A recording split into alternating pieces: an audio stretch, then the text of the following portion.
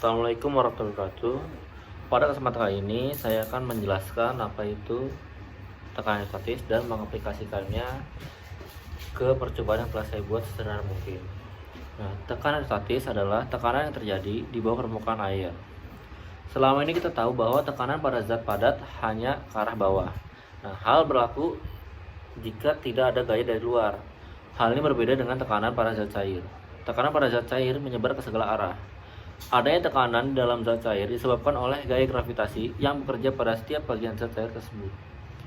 Besar dari tekanan zat cair bergantung pada kedalaman zat cair itu sendiri.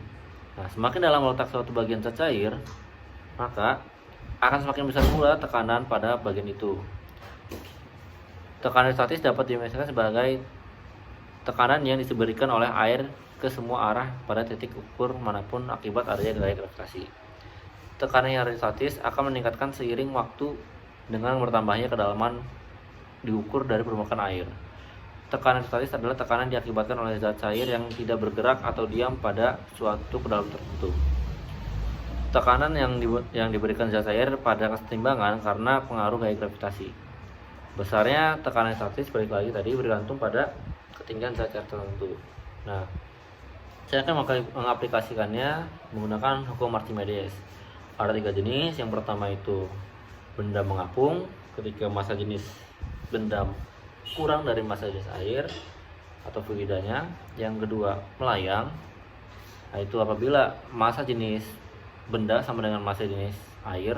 Dan yang ketiga adalah tenggelam apabila massa jenis dari benda lebih besar daripada massa jenis air. Berikut langsung ke videonya. Pada kali ini saya akan mencoba menerapkan konsep hukum Archimedes tentang benda melayang. Alat dan bahan yang digunakan, pertama ada wadah yang berisi air, 2 buah kunci 10, dan styrofoam. Styrofoam ini sendiri berdimensi panjangnya 8 cm, lebarnya 8 cm, dan tingginya 1 cm. Dengan berat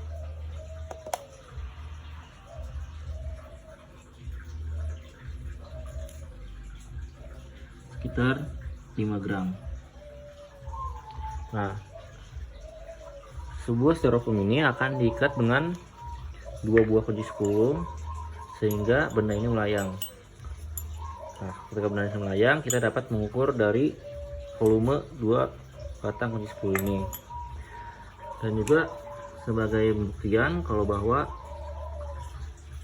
massa jenis dari styrofoam ini lebih kecil daripada massa jenis air karena dia mengapung. Dan juga massa jenis dari 2 batang ini melebihi massa jenis dari sebuah air karena dia tenggelam. 2 batang kunci 10 memiliki massa sekitar 106 gram. Ketika kita masukkan ke dalam air, dia akan tenggelam, maka menyatakan bahwa massa jenis dari bahan stainless steel ini atau baja dia lebih berat daripada air. Setelah 2 batang ini diikat ke styrofoam, saya dapat mengasumsikan bahwa dia melayang dikarenakan styrofoam ini tidak benar-benar menyentuh ke dalam wadah, maksudnya ke dasar wadah. Dia mengangkat 2 batang dari kunci 10 ini yang dapat dijelaskan ke dalam rumus dalam bentuk Word selanjutnya. Nah, setelah dilakukannya pengujian, kita masuk ke perhitungan. Dari asumsi pengujian saya tadi, saya mengasumsikan bahwa benda tersebut melayang. Ternyata setelah masuk perhitungan dapat disimpulkan asumsi saya itu salah, dikarenakan syarat benda melayang itu massa jenis dari benda harus sama dengan massa jenis fluida.